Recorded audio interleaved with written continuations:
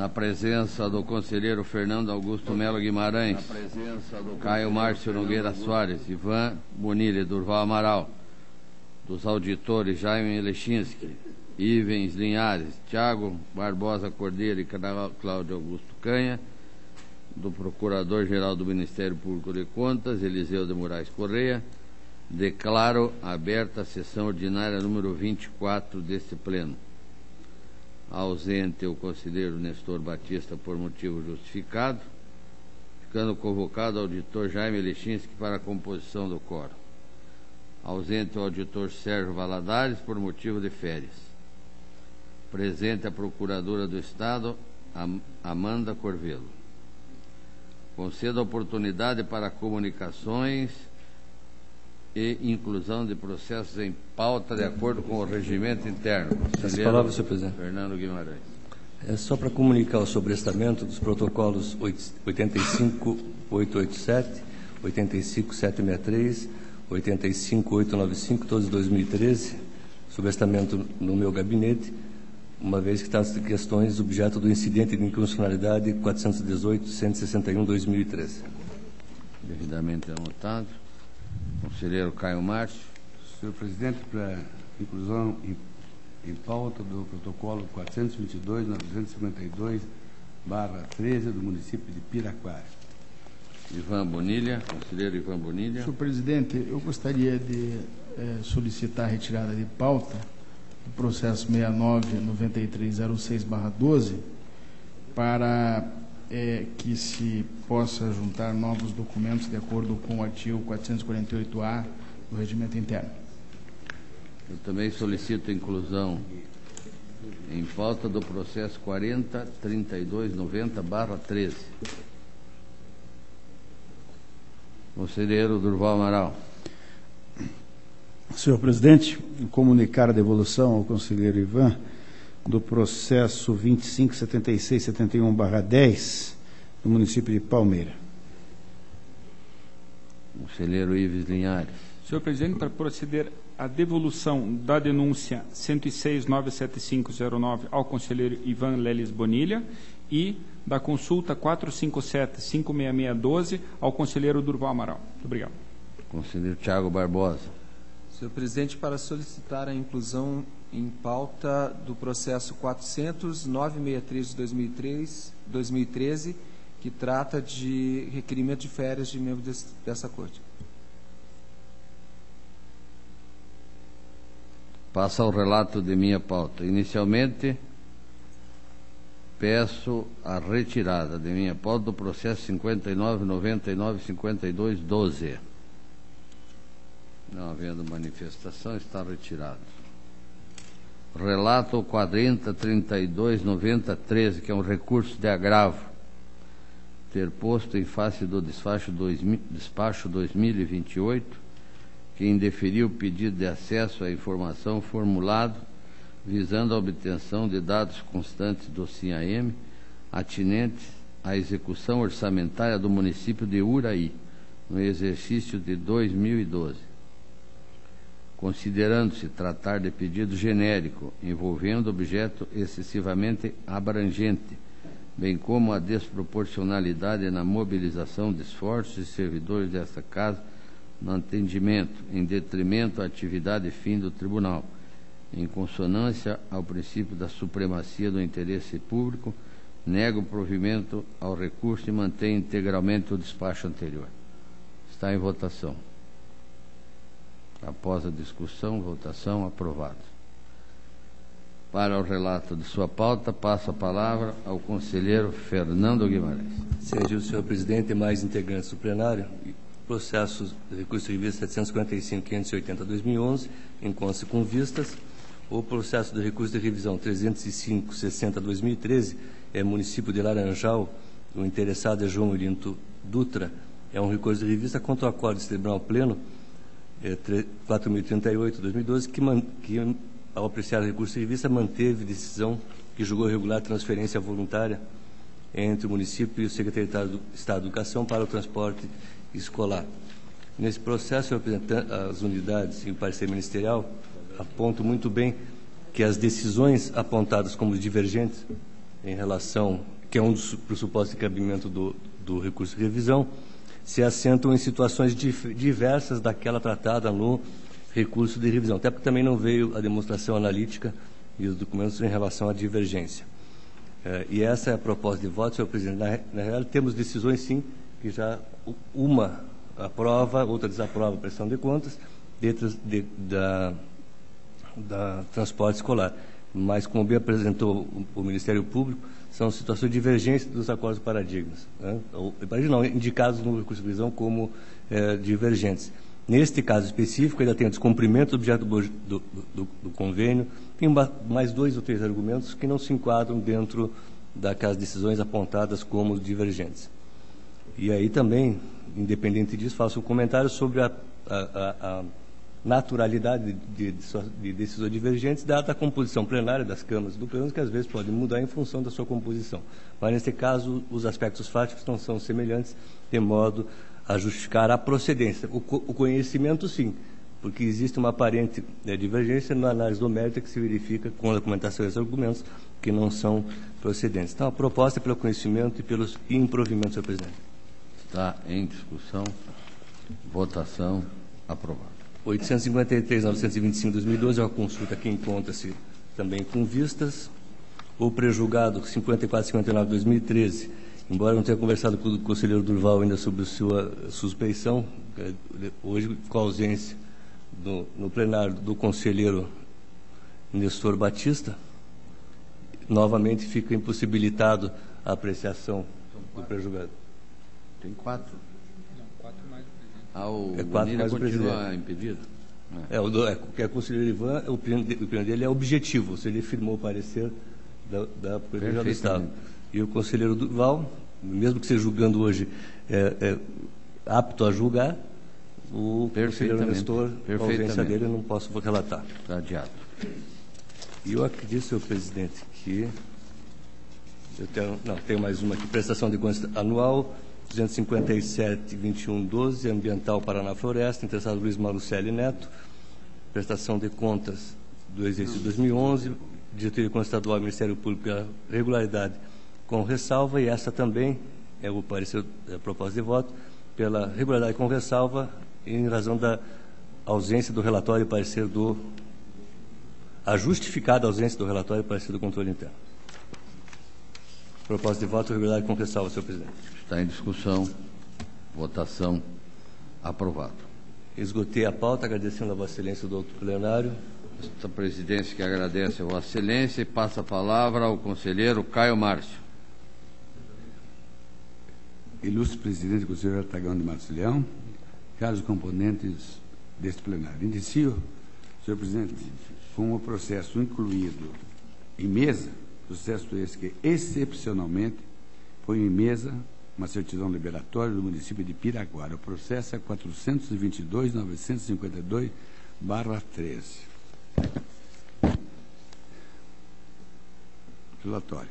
Trata-se de pedido de certidão liberatória do município de Piraquara, que, por força da excepcionalidade da situação emergencial, tendo em vista o artigo 429 do Regimento Interno, coloco em mesa e submeto ao pleno desta Casa.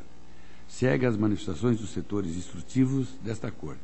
Diretoria de Contas Municipais, na informação 768/13 e do 2407/13, relatou que o pedido de expedição de certidão liberatória pode ser deferida. A diretoria da análise de transferência apontou, como vem fazendo em outras instruções, a existência de mandato de segurança com pedido liminar junto ao Poder Judiciário do Paraná. Situação na qual, embora o requerente possua pendência, a negativa de certidão pode constituir ofensa à decisão proferida pelo Judiciário. Segundo a diretoria da análise de transferência, assim relata um pedaço. Começa. Assim, não obstante o requerente não esteja apto à obtenção da certidão liberatória, em razão das pendências constantes no CIT, anexo 2, é certo que a negativa em conceder a referida certidão constituirá ofensa à decisão proferida pelo Poder Judiciário em sede de mandato de segurança, a qual veda, ao menos em juízo perfunctório, a imposição de penalidades, sanções e responsabilidades impostas pela Resolução 28/2011 e Instrução Normativa 61/2011 do Tribunal de Contas. Diretoria de Execuções, ante a ausência de pendentes, manifestou-se pela concessão do pleito. Diretoria de Controle de Atos de Pessoal esclareceu que não foram localizadas pendências relacionadas ao município que possam obstar a emissão da certidão liberatória ao município requerente. O Ministério Público de Contas, após a análise de toda a conjuntura exposta, foi pedindo deferimento do pedido, pois entendeu que a decisão judicial mencionada nos autos não se aplica ao município, restando as pendências apontadas pela DAT, portanto. O voto. Observa-se que todos os pareceres das unidades técnicas informam não existir pendências capazes de impedir a concessão do pleito. Quanto à observação do Ministério Público de Contas, esta Casa vem decidindo, em casos similares, pela não imposição de sanções ou penalidades, tal como sugerido pela Diretoria de Análise de Transferências, inclusive para aqueles que não são parte do mandado de segurança 943-273-5/02. Assim o é por medida de cautela. Desta feita, sob a ótica do artigo 299 e seguintes do regimento interno da Casa, o voto é para que se conceda a certidão. É o voto, senhor presidente. Está em discussão. Votação. Aprovado. Tomada de conta extraordinária, 638.504.11, Secretaria de Estado de Ciência, Tecnologia e Ensino Superior. Interessada Unespar, Faculdade Estadual de Filosofia, Ciências e Letras de Paranaguá e outros. Tomada de contas originada de comunicação de irregularidade, proposta pela 7ª Inspetoria, referente a impropriedades na realização de despesas pela Secretaria da Ciência, Tecnologia e Ensino Superior e pela Faculdade Estadual de Filosofia, Ciências e Letras de Paranaguá, FAFIPAR, referente a contratações de elaboração de projeto básico de arquitetura e projetos complementares. A FAFIPAR é parte integrante da Universidade Estadual do Paraná, Unespar, vinculada à SET. A inspetoria apontou várias irregularidades referentes a processos licitatórios, entre elas a ausência de previsão orçamentária da SET e inexistência de convênio prevendo a descentralização do orçamento, inadequação do próprio objeto das licitações, tendo em vista a ausência de autorização legislativa para a adoção do bem imóvel sobre o qual recaiu as contratações e a necessidade de se providenciar previamente a sua desocupação antes de efetuar gastos com os projetos arquitetônicos e complementar. Oportunizado o contraditório do interessado, estes nada se manifestaram. Diretoria de Contas Estaduais, em detalhada análise, corroborou os posicionamentos exarados pela inspetoria, manifestando pela procedência total da tomada de contas, com a adoção de diversas sanções. Sugeriu a abertura de contraditório e ampla defesa, também a senhora Lígia Lúmina Pupato, secretário titular da pasta da SET, à época, e ao senhor Jairo Queiroz Pacheco, diretor-geral da SET, à época, para que respondam solidariamente pelas ilegalidades apontadas. Regularmente citados, não houve manifestação destes interessados. O Ministério Público solicitou nova intimação ao senhor Antônio Alpendre da Silva, diretor da FAFIPAR, que novamente não apresentou manifestação.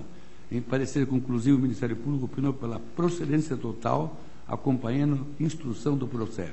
E com base nas manifestações uniformes em razão das irregularidades apontadas, o voto é, primeiro, pela procedência total da presente tomada de contas, com a responsabilização do senhor Antônio Alpendre da Silva, diretor da FAFIPAR à época, senhora Rosana Maria Matar Ceci Correia, presidente da Comissão Permanente de Administração, senhor Jairo Queiroz Pacheco, diretor-geral da SET à época, e senhora Lígia Lumina Pupato, secretária da SET à época.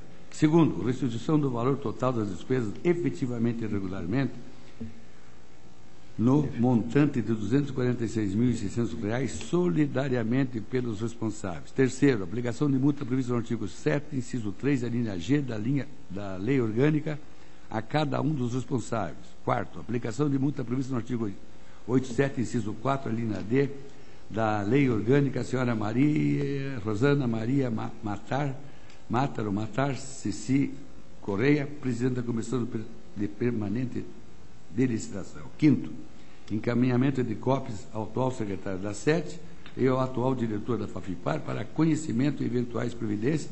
E sexto, remessa de cópias ao Ministério Público Estadual para as providências no âmbito de sua atribuição. É o voto. Ele está em discussão.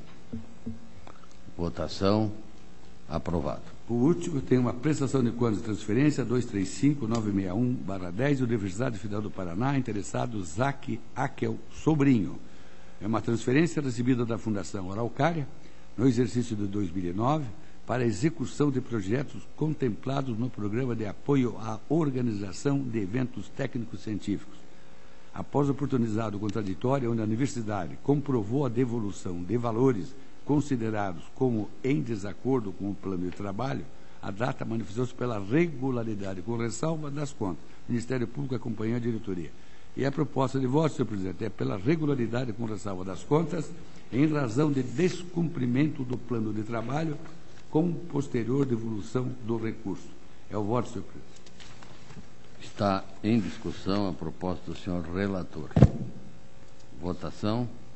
Aprovado. Senhor presidente, eu agradeço a atenção de Vossa Excelência e dos demais membros desse plenário. Obrigado. Esta presidência agradece e passa a palavra ao conselheiro Ivan Bonilha. Senhor presidente, demais integrantes dessa sessão de pleno,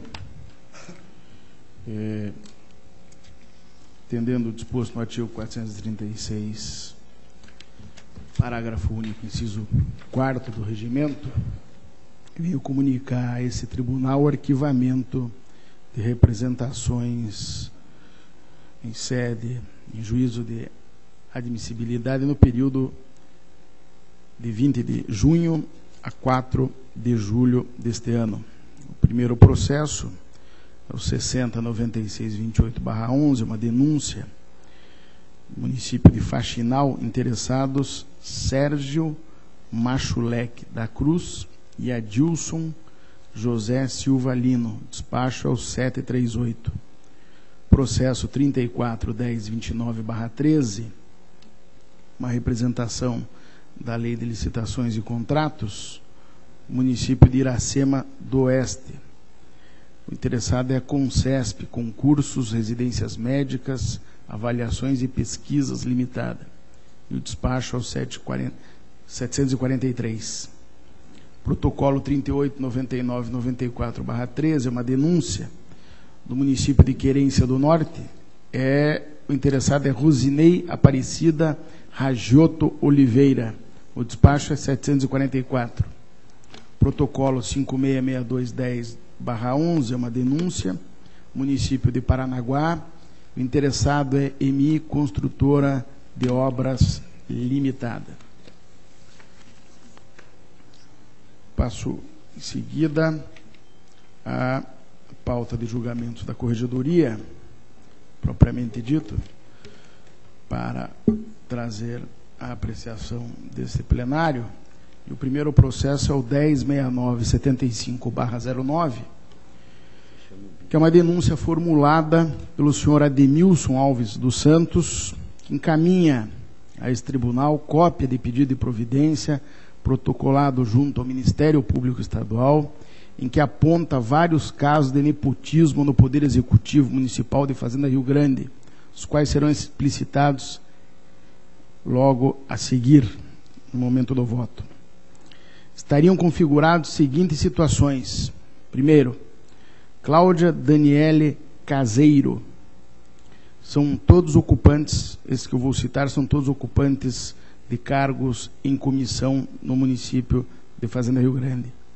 Cláudia Daniele Caseiro, que seria, segundo a representação, sobrinha de Claudemar Caseiro, gerente municipal de gabinete.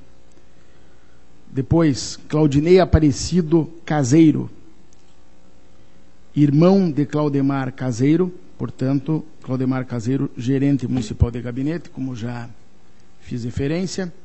Também Cássia Janes Hermes Barbosa, esposa do vereador Francisco Roberto Barbosa. Também Maria José Barbosa, esposa do gerente municipal de Planejamento e Finanças. Maria Carolina Pelanda Lufti, esposa de Brunel René Corsi Lufti. Brunel René Corsi Lufti, marido de Maria Carolina Pelanda Lufti. João Ronaldo Pelanda Filho, irmão de Maria Carolina Pelanda Lufti. Juarez Michele, sogro de João Pelanda Filho. Daniele Piekarski Claudino, filha de Luiz Carlos Chimin Claudino, gerente municipal de administração. Doriane Marisa Nassib, mulher de Nassib Kassem Hamad, vice-prefeito. Maria Vogles de Matos, irmã de Moacir Vogles de Matos, e Moacir Vogles de Matos, irmão da que anteriormente citei. Após o recebimento da denúncia, o então gestor do município, senhor Francisco Luiz dos Santos, afastado, que está agora presentemente por decisão do TRE, apresentou defesa refutando especificamente cada uma das alegações de nepotismo suscitadas. Já os demais denunciados, que já elenquei, apresentaram defesa conjunta, ocasião em que afirmaram que a ocupação dos cargos apontados se deu em plena consonância com o entendimento do Supremo Tribunal Federal, bem como reiteraram a defesa apresentada pelo município.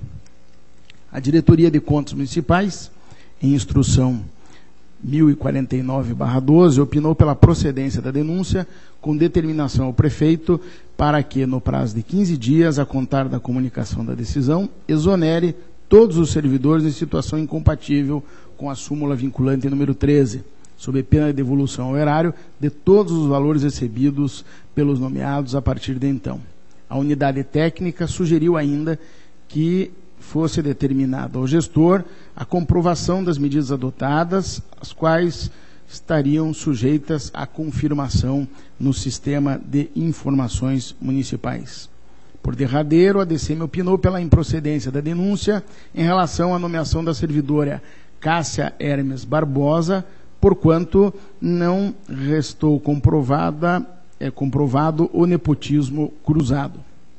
O MP, junto a esta Corte, por meio de parecer, o 5.031/12, opinou pela procedência parcial da denúncia, reputando improcedente o feito apenas em relação à servidora Cássia Hermes Barbosa e procedente em relação aos demais, ou seja, convergente com a opinião da DCM.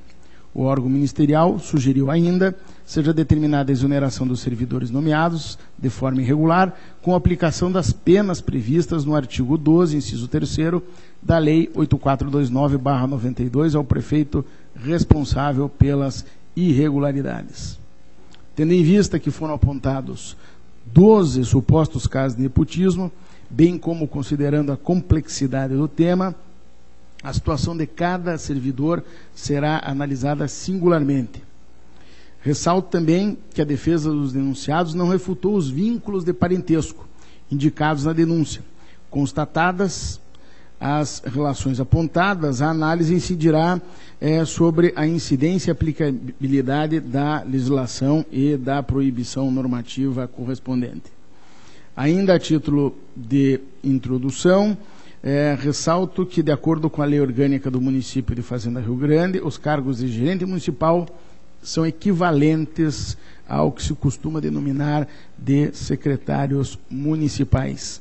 Esta equivalência verifica-se no capítulo atinente aos auxiliares diretos do prefeito, bem como se observa no seu rol de atribuições.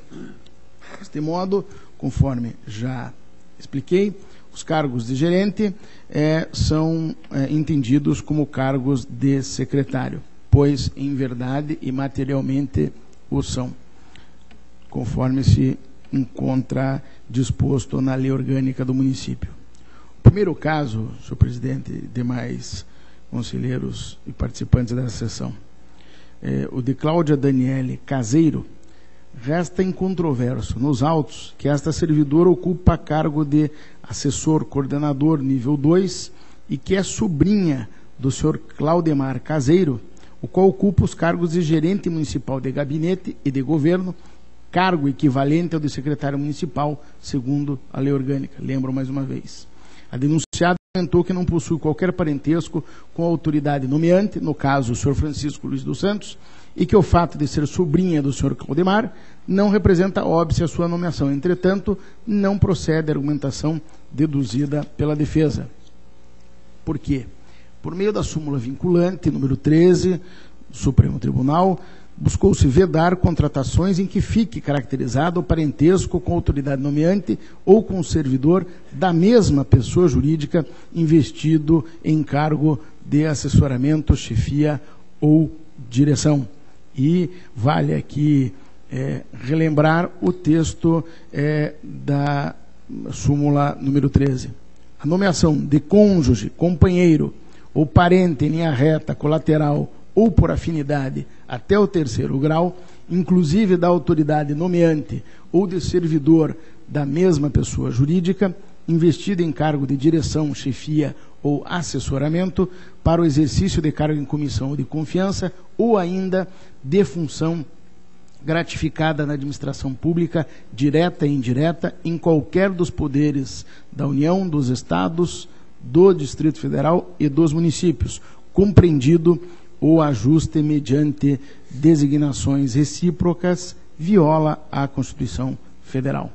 Note-se que não apenas o parentesco com a autoridade nomeante é repudiado, mas também o parentesco com qualquer outro servidor da mesma pessoa jurídica investido em cargo de direção, chefia ou assessoramento. Esse ponto é saudável observar que exigir a subordinação hierárquica entre servidor comissionado e servidor efetivo para caracterizar a incompatibilidade é exigência que destoa do já mencionado espírito da súmula vinculante, que é justamente coibir a prática de nomeações baseadas em favoritismos. Ora, se a influência na indicação é inerente, especialmente à condição de direção e chefia, por óbvio desponta a incompatibilidade para os ocupantes de cargo em comissão, que possuam vínculos de parentesco com chefes e diretores lotados na mesma pessoa jurídica. No mesmo sentido, o prejulgado número 9 desta Corte fixou orientações a respeito da aplicação da súmula que acabei de fazer referência. Em determinada altura do prejulgado, temos lá a seguinte dicção: sobre a vedação para ocupantes de cargo de direção e chefia, leva em conta o fato de que a influência na indicação é inerente à condição do exercício da função de direção e chefia e equipara seus ocupantes às autoridades referidas. O caso que relato é claramente alcançado pela súmula número 13, pelo prejulgado desta Corte, haja vista que a relação de parentesco entre tio e sobrinha é colateral de terceiro grau, logo inserida no rol da incompatibilidade que se quer fazer prevalecer. Deste modo, não há guarida para o argumento de que a inexistência de vínculo de parentesco entre autoridade nomeante e nomeado afasta a ocorrência de nepotismo, merecendo procedência a denúncia neste ponto. Diante deste fato, cabível a aplicação de multa prevista no artigo 87, inciso 4º, a linha G, da Lei Complementar Estadual número 113, ao senhor Francisco Luiz dos Santos, gestor responsável pelo provimento do cargo em comissão. Além da mencionada sanção, caso a servidora ainda ocupe cargo em comissão no município e persista a situação ensejadora do nepotismo, determinam ao atual gestor que promova a exoneração da servidora Cláudia Daniele Caseiro dos quadros funcionais do município de Fazenda Rio Grande no prazo improrrogável de 15 dias, contados do trânsito em julgado desta decisão. No mesmo prazo, deverá o gestor comprovar a esta Corte o aludido afastamento, o qual estará sujeito à confirmação pelo SIM-AP. O segundo caso, Claudinei Aparecido Caseiro. No que se refere a esse servidor, verificou-se que ocupa o cargo de assessor coordenador 2 e é irmão de Claudemar Caseiro, gerente municipal de gabinete e de governo. Em sede de defesa, também argumentou a mesma, as defesas, como já falei, foram conjuntas, e considerando que a relação entre os irmãos Claudinei e Claudemar Caseira é colateral de segundo grau, imperiosa também a procedência da demanda neste ponto, uma vez que a situação em tela está claramente delineada na súmula 13.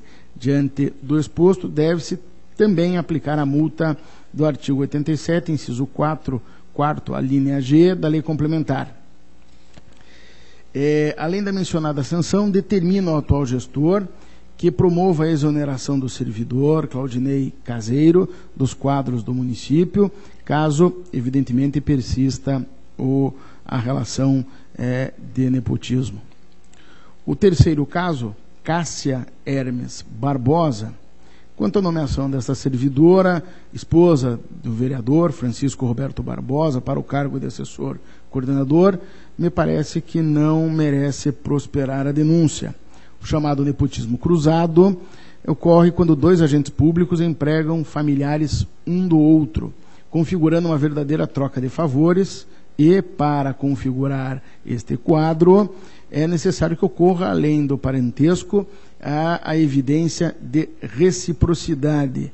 Não me parece, ou no caso em espécie, não se comprovou a reciprocidade, nem há notícia da ocorrência de outra troca de favores, razão pela qual considero improcedente nesse ponto, em relação a essa pessoa, a denúncia. Quarta situação, Maria José Barbosa. Essa servidora, esposa do senhor Pedro Fernandes Cavicchiolo, tem contornos que guardam distinção dos demais casos. Conforme informado pela DCM, a senhora Maria José ocupa um cargo efetivo de professora, cumulado com gratificação de chefia, especificamente na seção de apoio à criança. Já o seu cônjuge ocupa o cargo em comissão de gerente de planejamento e finanças. Sobre esta situação específica, em que se atribui função gratificada para servidor efetivo, possuidor de parentesco, que gera incompatibilidade, já se manifestou esta Corte. Em pré-julgado, o pré-julgado número 9. E diz o texto, abre aspas, sobre atribuição de função gratificada ou nomeação em cargo em comissão para servidor efetivo, admitido mediante concurso público em situação de incompatibilidade, pela possibilidade, observada a compatibilidade do grau de escolaridade do cargo de origem ou a compatibilidade da atividade que lhe seja afeta e a complexidade inerente ao cargo em comissão a ser exercido, além da qualificação profissional do servidor. Ressalvada, em qualquer caso, a impossibilidade de subordinação hierárquica com autoridade que seja parente. Fecha aspas. Nesse mesmo sentido, também acórdão do Pleno, o 748/12, de relatoria do conselheiro Hermas Brandão, proferido na consulta 28.1530/10, a qual tem força normativa e vincula o exame de feitos sobre o mesmo tema. E a determinada altura do voto do conselheiro, temos o seguinte: a nomeação de servidores efetivos para uma função gratificada somente será lícita se observadas a compatibilidade do grau de escolaridade, do cargo de origem, a compatibilidade da atividade que lhe seja afeta, a complexidade inerente ao cargo em comissão a ser exercido, a qualificação profissional do servidor, sendo vedado, em qualquer caso, a subordinação hierárquica direta com a autoridade da qual seja parente. Conforme já mencionado, o marido da senhora Maria José Barbosa ocupa o cargo de gerente de planejamento e finanças, o qual não possui hierarquia ou subordinação hierárquica direta sobre a seção de apoio à criança, chefiada pela senhora Maria. Deste modo, uma vez que não houve alegação na petição inicial de não preenchimento dos demais requisitos pela denunciada, e não resta configurada a subordinação hierárquica entre os cônjuges, não vejo irregularidade no presente caso, motivo pelo qual sou pela improcedência da demanda nesse ponto. Quinta situação, Maria Carolina Pelanda Luft e Brunel René Corse Luft. Tendo em vista que os servidores são casados entre si, bem como considerando a similitude de seus vínculos jurídicos com o município, suas situações serão analisadas conjuntamente. Conforme alegado pelos denunciados e verificado no SINAP, ambos estão lotados na gerência de saúde, sendo que a senhora Maria Carolina é terapeuta ocupacional efetiva, com gratificação por chefia, o senhor Brunel é fisioterapeuta efetivo, também com gratificação de chefia. Muito embora não tenha sido informado a esse tribunal o modo como se organizam e dividem as atribuições na aludida secretaria, o fato de ambos os servidores ocuparem cargos de chefia afasta a probabilidade de subordinação hierárquica, pois, em regra, cada chefe de seção ou divisão comanda a sua equipe e as atividades de sua competência, sem ingerência nas demais. Deste modo, não vejo como ser procedente a denúncia também neste ponto. Sexta situação. João Ronaldo Pelanda Filho, servidor, irmão de Maria Carolina Pelanda Luft, terapeuta ocupacional, argumentou que exerce o cargo de assessor coordenador nível 1 junto à Secretaria de Defesa da Cidadania e não junto à Secretaria de Saúde, onde sua irmã exerce cargo de chefia. Deste modo, por se tratarem de pastas distintas, argumentou que não há qualquer irregularidade. Me parece que não assiste razão ao denunciado, pois, conforme já mencionado neste voto, a súmula 13 é clara ao mencionar que, para configurar o nepotismo, basta a constatação de parentesco com o servidor da mesma pessoa jurídica, investido em cargo de direção, chefia ou assessoramento, sendo irrelevante se o parente gerador do impedimento tem poder de influência sobre a nomeação. No caso em comento, resta em controvérsia a relação de parentesco colateral de segundo grau. Destarte, merece procedência a denúncia nesse ponto e cabível também a aplicação de multa prevista no artigo 87.4, a linha G, da Lei Complementar ao senhor Francisco Luiz dos Santos. Além da mencionada sanção, determina o atual gestor a promoção da exoneração do servidor dos quadros do município, caso ainda persista a situação. Sétimo quadro. Juarez Nichelle. Consta nos autos que o servidor é sogro de João Ronaldo Pelanda Filho, qual ocupa cargo em comissão e, como visto acima, está em situação irregular de acordo com a súmula 13. No caso em exame, verificou-se na ficha funcional do senhor Juarez que ele ocupa cargo de assessor e coordenador nível 3, ao passo que seu genro ocupa o cargo de assessor coordenador 1, também de provimento em comissão. Deste modo, tem-se a seguinte situação. Juarez é parente em primeiro grau, por afinidade, de João Pelanda Filho, o qual se encontra em situação incompatível com a súmula vinculante número 13, pois é irmão da senhora Maria Carolina Pelanda Luft.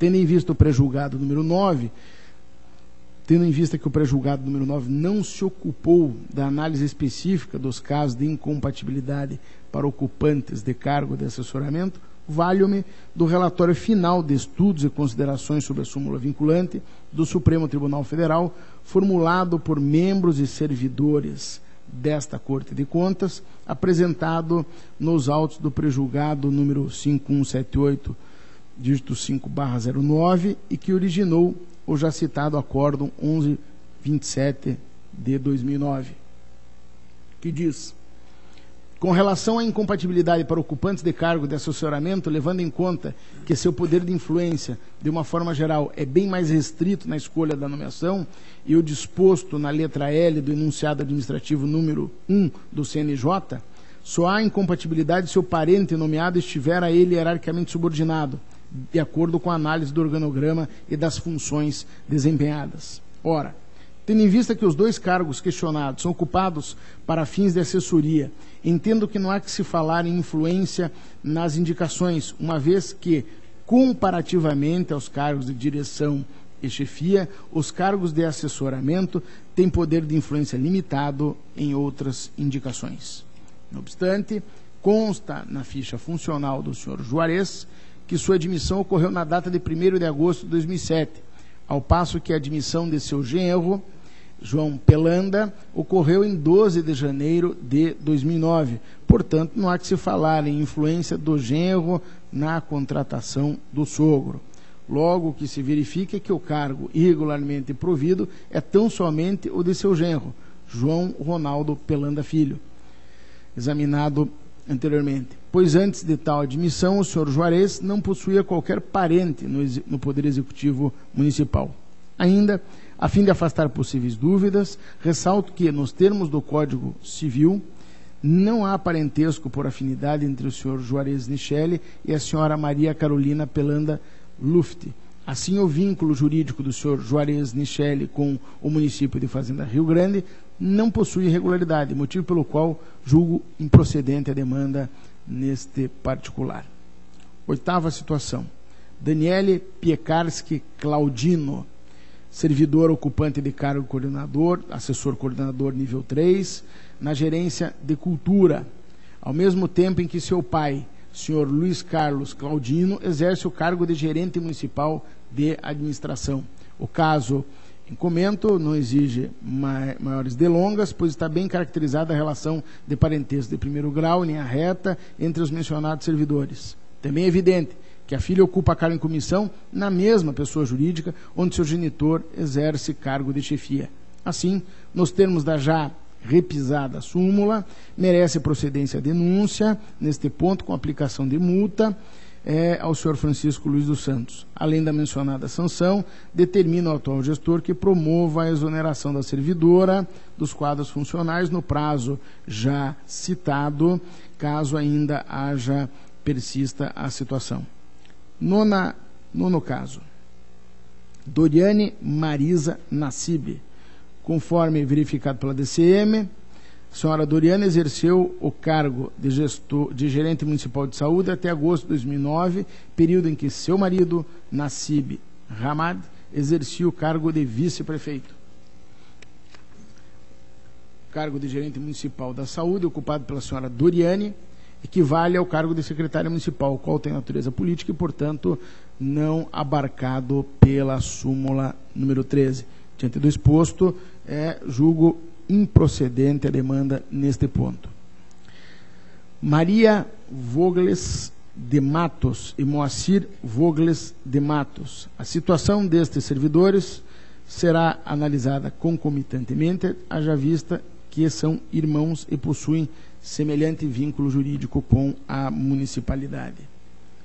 Consta nos autos que a senhora Maria exerce o cargo em comissão de assessor coordenador nível 5 junto à gerência de obras do município de Fazenda Rio Grande. Já seu irmão, o senhor Moacir, exerce o cargo em comissão de assessor coordenador 4 junto à gerência de desenvolvimento.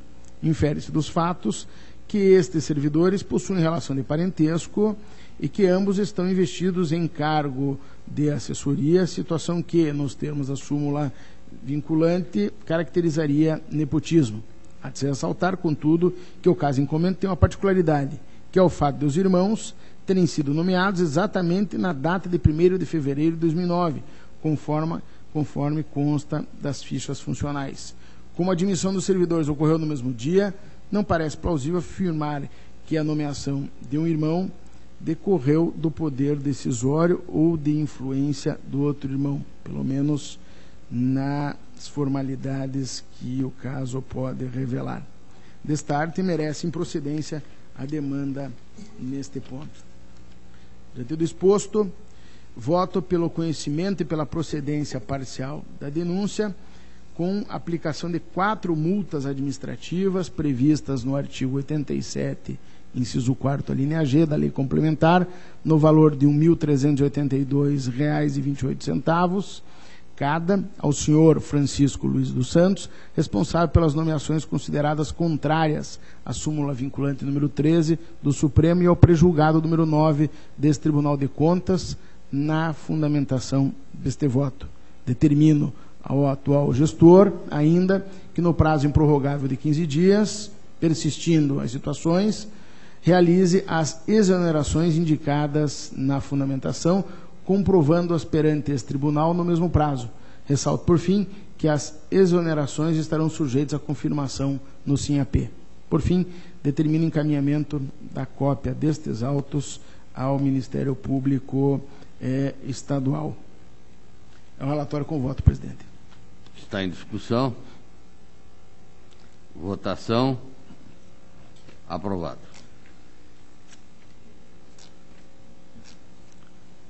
Senhor presidente, agora passo a pauta ordinária, que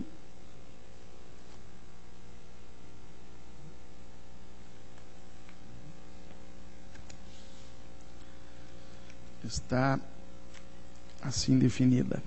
Protocolo 5805-54/12, Associação Pontagrossense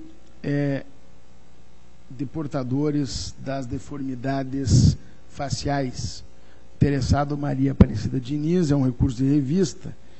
E, se não me falha a memória, senhor presidente, eu já havia feito o relato, né, conselheiro? Sim, você conselheiro Fernando que pediu isso. vistas, né? Uhum. Tá.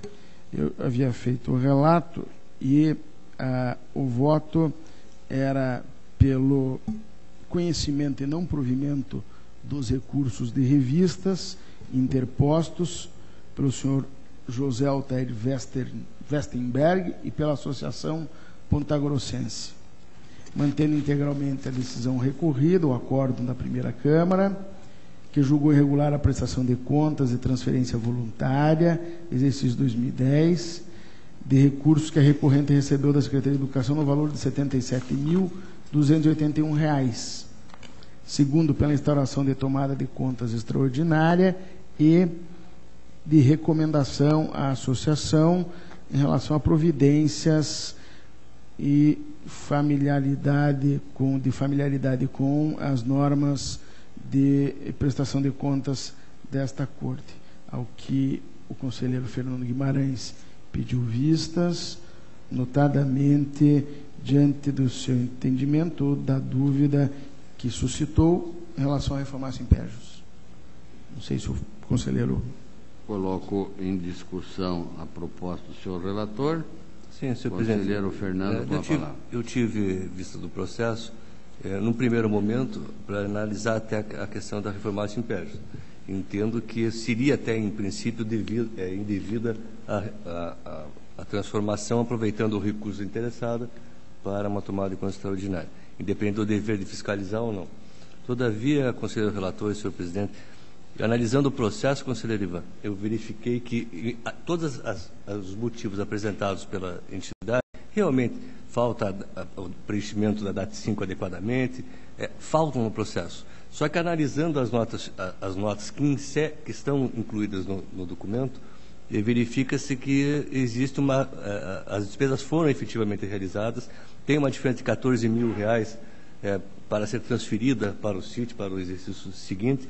Então, senhor conselheiro Ivan, é que eu não tive tempo, essa semana, ele encaminhar o voto antecipadamente, para que sua assessoria desse uma olhada nas notas fiscais que estão indicadas no voto. Então, eu não abordei a reforma Simpérgios e abordei direto ao mérito. Então, se vocês tiverem prazo, encaminhe o voto vistas a vossa excelência. Em vez de votar agora, vocês podem analisar, sua equipe, dar uma analisada, ver se... Perfeitamente.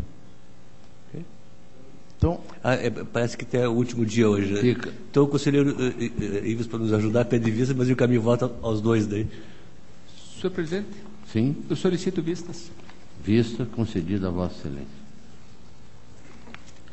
senhor presidente, protocolo 5884-82/12 é uma consulta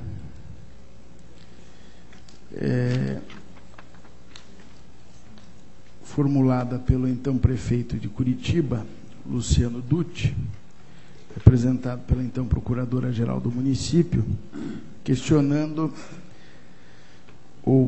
sobre a desnecessidade de indicação de dotação orçamentária antes das contratações resultantes de licitações processadas sob o regime ou sistema de registro de preços. E essa foi pedido visto pelo conselheiro Durval Amaral, é isso? Eu havia feito todo o relato do voto também, né, conselheiro? E acabei por no meu voto, que foi seguido do pedido de vista do conselheiro, afirmei que toda contratação administrativa exige dotação orçamentária, seja ela resultante de licitação processada pelo sistema de registro de preço ou de outras modalidades do sistema e permitidas no ordenamento. E adotei o opinativo do Ministério Público junto ao Tribunal de Contas para que a consulta fosse respondida que as contratações administrativas exigem prévia dotação orçamentária, sejam elas resultantes de licitação, processada pelo sistema de registro de preços, seja das modalidades ordinárias de licitação, concorrência, tomada de preços, convite, concurso e pregão. Não sei agora se o presidente colocar em discussão, o conselheiro Durval terá a oportunidade de fazer alguma observação.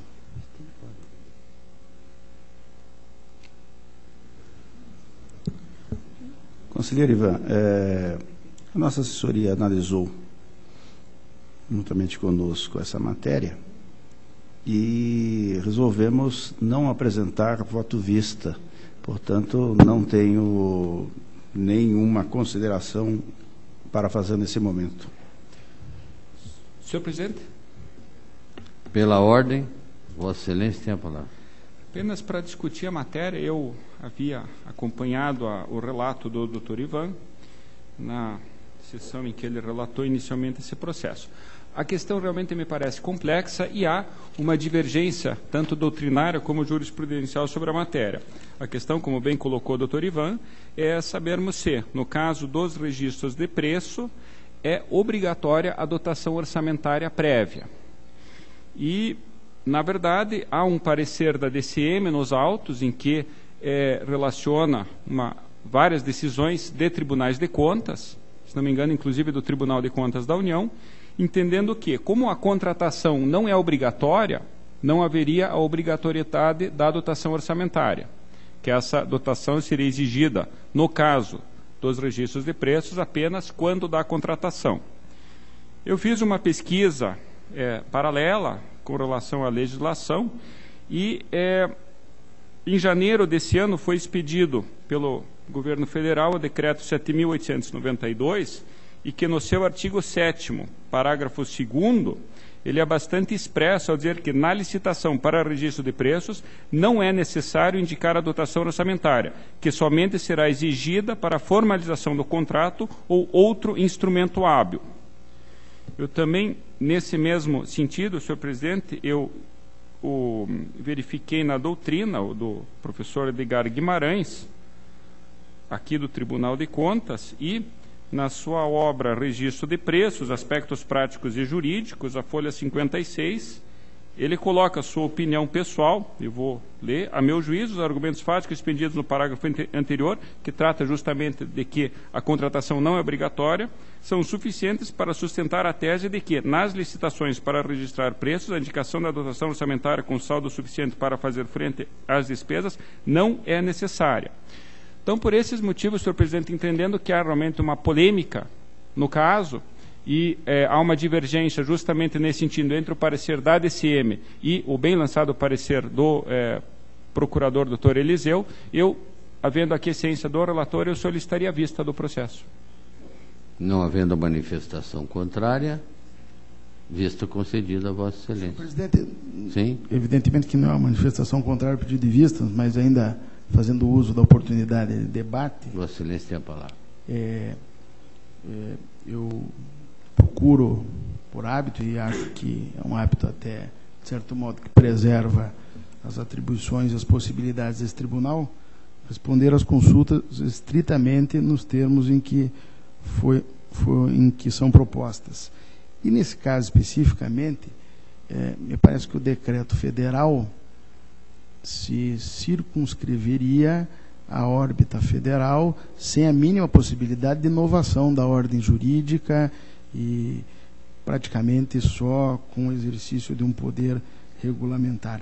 Mas, de todo modo, tenho certeza que a contribuição do auditor Ivens será muito grande e só irá melhorar a resposta da consulta. Vista concedida, Vossa Excelência continua com a palavra como relator.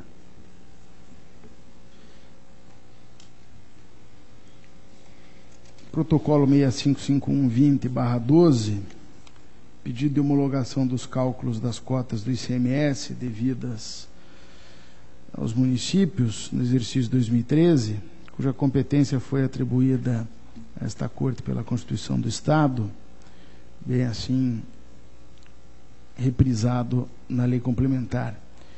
Os índices respectivos foram fixados no decreto número 5790/12 e, por ocasião da instrução, a Diretoria de Contas Estaduais manifestou-se pela homologação dos índices de participação dos municípios no produto da arrecadação do ICMS do exercício 2013, argumentando que a tabela constante do decreto apresenta corretamente o valor devido a cada municipalidade. Na sequência, sobrevê a notícia de que, por ordem judicial, os índices foram retificados através do decreto estadual 6856/12, especificamente no que se refere ao ICMS devido ao município de Mangueirinha, referente à produção de energia elétrica da usina Ney Braga. Além disso, houve impugnações administrativas por parte de alguns municípios, também consideradas na retificação que foi feita. Instrução conclusiva, a DCE, foi pela homologação dos índices retificados, fixados pelo decreto 6856, por representarem adequadamente a repartição de receitas tributárias. E, no mais, a unidade técnica recomenda que a Secretaria de Fazenda adote procedimentos de padronização para aprimorar a eficiência na apreciação dos recursos administrativos interpostos. O MP conflui com este entendimento e é pela homologação dos índices ICMS sem prejuízo das recomendações feitas. Então, senhor presidente, à vista de toda a instrução feita e concorde, acompanho a unidade técnica e o MP e voto pela homologação dos cálculos das cotas do ICMS devidas aos municípios no exercício 2013, recomendando 3 pontos especificamente: que os auditores fiscais observem os mesmos critérios na análise de recursos administrativos, independente da delegacia regional da Receita a qual está subordinado o processo. Segundo, que seja estabelecido um modelo aos municípios, a fim de que o processo contenha a relação de todos os valores impugnados, detalhados individualmente em uma única petição, conforme determina o item 5.6 da norma de procedimento fiscal conjunta CRE-CAEC. E terceiro, que a diretoria jurídica acompanhe até a solução final o processo judicial em trâmite na 8ª Vara da Fazenda Pública, cujo número consta aqui, é um número extenso, na 8ª Vara da Fazenda Pública, na comarca da região metropolitana de Curitiba, de modo a constatar a oportuna ratificação ou a prevalência da liminar concedida. É o relatório com voto, presidente. Está em discussão. Votação aprovada. Protocolo 1658-83/12, prestação de contas do Fundo Especial de Controle Externo do Tribunal de Contas, relativo ao exercício financeiro 2011. O expediente foi instruído com mais de 10 documentos, englobando relatório de gestão, relatório de medidas saneadoras, parecer de controle interno, demonstrativo de receitas e despesas, com comparativos, balanço orçamentário e financeiro, extratos e conciliações bancárias, balanço patrimonial, balancete, certidão de regularidade profissional do contador, comprovando de inscrição no CNPJ, parecer do Conselho. E a Diretoria de Contas Estaduais concluiu que a prestação poderá ser considerada regular, considerando a tempestividade, o atendimento dos preceitos da Instrução Normativa 66, enfim, todas as formalidades e mais o apuramento de mérito devido.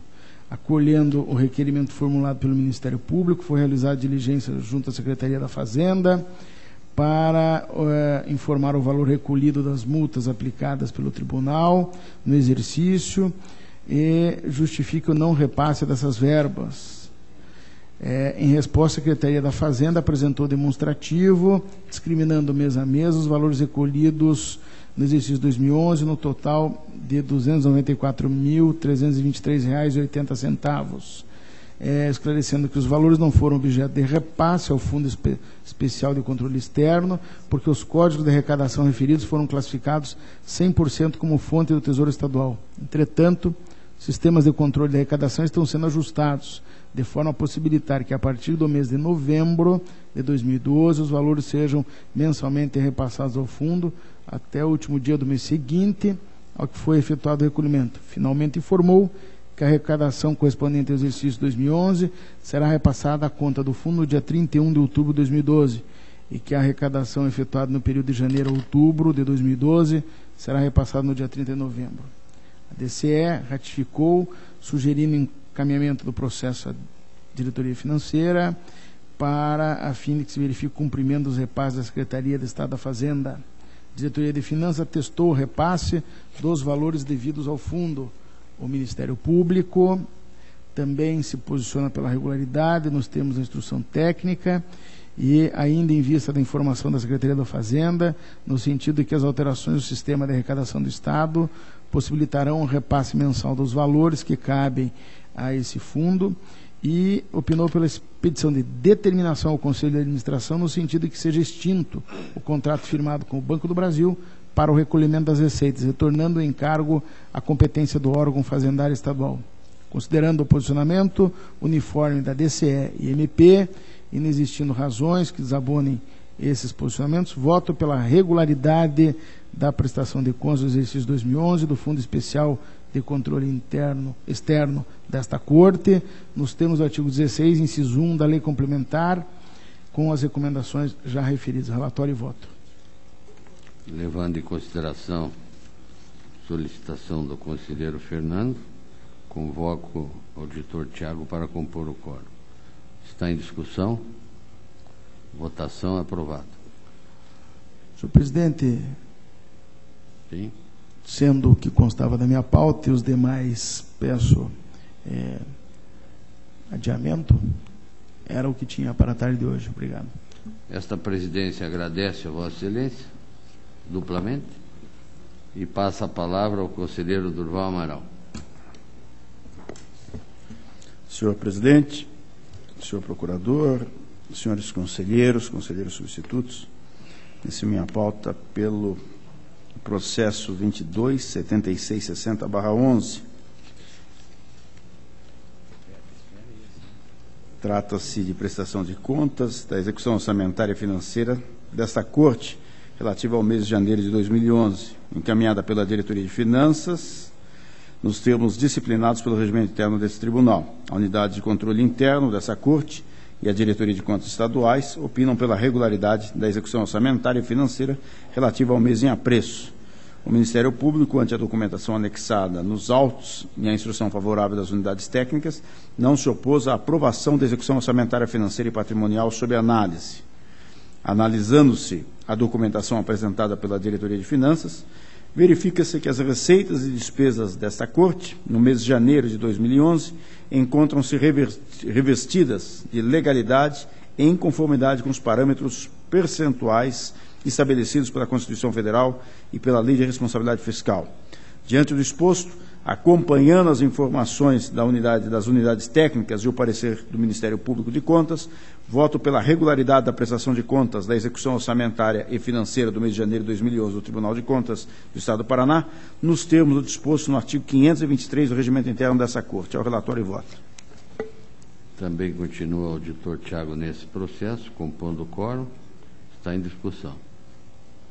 Votação aprovada. Processo 84.32.61.12. Trata-se de recurso de revista interposto pelo município de Araucária contra acórdão número 377512 da primeira Câmara dessa Corte, que julgou legal e determinou o registro do ato que concedeu pensão a Paulo Rossi Júnior, na condição de viúvo, da servidora falecida Alessandra Baraldi, ocupante do cargo de médica, aplicando ao gestor a penalidade de multa por ter deixado de atender no prazo fixado, diligência determinada por essa Corte, conforme previsão contida no artigo 87.1b da Lei Complementar 113. Sustenta o recorrente, em síntese, que o atraso no atendimento à diligência determinada decorreu da inexperiência do servidor designado para dar andamento ao procedimento de pensão e de equívoco de sua tramitação interna, conforme atestado pela Secretaria Municipal de Gestão de Pessoas, cujos descuidos não causaram qualquer prejuízo às partes, tanto que o ato que concedeu o benefício da pensão foi registrado nessa casa. Posteriormente, o recorrente ingressou nos autos, informando o recolhimento da multa imposta conforme peça número 33. O recurso foi recebido, tendo sido determinado seu encaminhamento à Diretoria de Execuções para registro do recolhimento da multa aplicada. Comunicada pela DEX, o referido registro, os autos foram encaminhados à Diretoria Jurídica e ao Ministério Público de Contas para manifestações. A Diretoria Jurídica opinou pelo provimento do recurso, por entender que, ainda que extemporânea, a documentação foi apresentada e o atraso justificado pela origem, devendo ser excluída a multa imposta ao gestor, o que foi corroborado pelo Ministério Público de Contas. Seu relatório, ou quanto ao voto. O recurso não deve ser conhecido pela perda de seu objeto em razão do recolhimento da multa imposta. Realmente, o posterior recolhimento da multa pelo gestor, que consta na peça número 33, sem qualquer ressalva, demonstra a tácita aceitação da decisão, verificando-se a perda de seu objeto pela ocorrência da preclusão lógica nos termos preconizados no artigo 503 do Código de Processo Civil, aplicado subsidiariamente aos julgamentos dessa Corte, por força do artigo 52 da Lei Complementar 113. Ademais, caso haja o conhecimento do recurso, não há na decisão recorrida qualquer desconformidade ou ilegalidade que autorize a sua modificação. Existe, ao contrário, comprovação de sua correção na aplicação da multa prevista no artigo 87.1b da Lei Complementar 113, porque houve efetivamente atraso no encaminhamento dos documentos solicitados por essa Corte e o motivo apresentado não se mostra consistente para justificar a desídia no atendimento da determinação dessa Corte. Logo, a decisão recorrida nada mais fez do que aplicar a citada disposição legal ao caso dos autos, não havendo qualquer razão para a sua modificação. Assim, discordando das manifestações da DIJURI e do Ministério Público de Contas, voto pelo não conhecimento do recurso de revista, ora apreciado pela perda de seu objeto. É o relatório e voto. Está em discussão. Votação. Aprovado. Processo número 3279-3211. Trata-se de consulta formulada pelo prefeito do município de Anaí, indagando sobre a possibilidade de lei municipal efetuar a transferência de agentes educacionais inseridos no plano de carreira dos servidores do quadro geral para enquadrá-los no plano de cargos, carreira e remuneração do magistério. Manifestando-se sobre a jurisprudência dessa Corte, a Coordenadoria de Jurisprudência e Biblioteca informa a existência dos acórdãos 1595-10 e 113-07, ambos do Tribunal Pleno. Pelo despacho 142611 do então relator, foi determinado o encaminhamento dos autos à diretoria jurídica para se manifestar sobre a pertinência da resposta nos termos das decisões informadas pela CJB. A diretoria jurídica, por sua vez, solicitou a conversão do feito em diligência à origem para a juntada de documentos imprescindíveis à análise do mérito, tendo sido acompanhada pelo Ministério Público de Contas.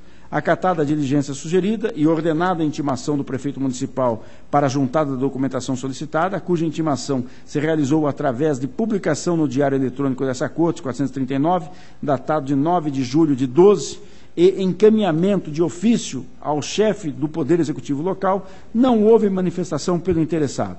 Em sua manifestação final, a DICAP opinou pelo arquivamento do feito, em razão da ausência de atendimento da diligência determinada, tendo sido acompanhada pelo Ministério Público de Contas. A consulta merece encerramento e arquivamento pelo não atendimento de determinação dessa Corte. Realmente, conforme se infere na peça 12 a 14 dos autos, o município foi devidamente intimado pelo Diário Eletrônico e por ofício para juntar aos autos documentação indispensável à análise do feito, tendo deixado transcorrer o prazo que lhe fora assinado. Assim, acompanhando as manifestações da DICAP e do Ministério Público de Contas, voto pelo encerramento da consulta e seu consequente arquivamento na forma no que estatuem os artigos 315 e 398, parágrafo 3º do regimento interno desta Casa. É o relatório e voto, senhor presidente. Está em discussão. Votação. Aprovado. Processo número 338814/12, eu solicito a retirada de pauta, haja vista que se trata de processo que deve ser incluído na pauta da Câmara, senhor presidente. Está retirado de pauta pedido de Vossa Excelência. Senhor presidente, a minha pauta está cumprida. Agradeço a Vossa Excelência e a todos os demais. Esta presidência agradece a Vossa Excelência. Passa a palavra ao auditor Jaime Lechinski. Senhor presidente e demais membros desse plenário, relato protocolado 45303004 é um recurso de revista em que é interessado o senhor Derli Antônio Donin, prefeito do município de Toledo, à época das contas. Trata-se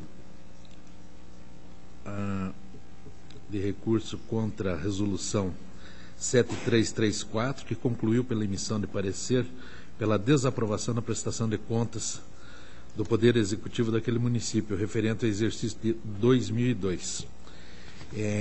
Inicialmente, a unidade técnica se levantou uma preliminar de ilegitimidade passiva do recorrente, tendo em vista que, posteriormente, o senhor José Schiavinato, também prefeito na sequência, juntou documentos no processo.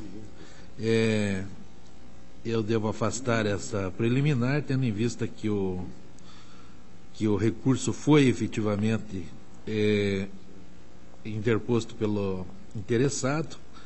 Apenas o senhor Schiavinato juntou documentos que estavam em poder do município e não em poder do recorrente. Quanto ao mérito, a DCM e o Ministério Público se manifestaram pelo total provimento do recurso, tendo em vista que o recolhimento das contribuições previdenciárias sobre os subsídios pagos aos políticos não era exigido na época, até outubro de 2004, estamos tratando das contas de 2002, e pela comprovação de que a conta corrente em instituições privadas destinava-se exclusivamente para a arrecadação de tributos. Então, do exposto, acompanhando instrução e parecer, pelo provimento do recurso para dar as contas de 2002 daquele município para parecer prévio pela aprovação daquelas contas. É a proposta. Está em discussão? Aprovado. Senhor presidente, era o que constava da minha pauta, eu agradeço. Esta presidência agradece a Vossa Excelência e passa a palavra ao auditor. Auditor Ives não tem processo. Auditor Tiago Barbosa. Obrigado, senhor presidente. Eu relato o processo que solicitei inclusão em mesa, é o 409-63 de 2013, que trata de requerimento de férias formulado pela Procuradora de Contas, Kátia Regina Puchaski, relativas ao período aquisitivo de 2012, a serem usufruídas no período de 5/8 de 2013 a 3/9 de 2013. As manifestações são todas pelo deferimento e a proposta é nesse sentido, pelo deferimento das férias da Procuradora. Está em discussão?